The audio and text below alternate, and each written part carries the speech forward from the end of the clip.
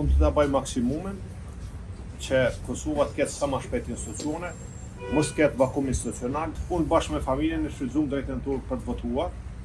Unë i ftoj gjithë qytetarët e Kosovës që të votojnë sipas bindjeve tyre të lira, sipas vullnetit tyre, dhe jam i bindur se kjo do të jetë një ditë e qetë, një ditë e mirë, ku qytetarët e Kosovës do të votojnë në mënyrë demokratike, në mënyrë të qetë dhe pres rezultat mirë. Uroj që gjithçka të shkojë mirë dhe pres që gjithçka të shkojë mirë. Që shka shku procesi dhe i sot, zotë janë të marrë parasysh që gjithët e kaluar lokale këni pasur disa pak knatësi. Deri tash nuk kam ndonjë informacion që ka ndonjë problem dhe uroj që mos të ketë. Ka pas deklarime prej anëtarit PDK-s KQZ për mungesë të energjisë elektrike në disa vende votime.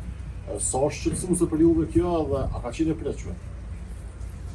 Nuk është mirë me ndodhë, mund t'jetë shqetësuese, po nuk po du me paragjykue, po du me qenë pozitiv, edhe me qenë një ditë e mirë edhe më përmbyll gjithçka mirë. A presni me pas formim të institucioneve me njëherë mas zgjedhjeve, zoti Hamza, se një vetë ka shku veç dam?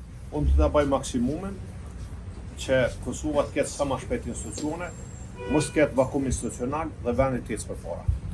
Vërtetimin e procesit zgjedhor do ta presni në Mitrovica apo në Prishtinë? Tash për tash jam Mitrovic, ma vonë varësisht që shka nevojët në të tjerë.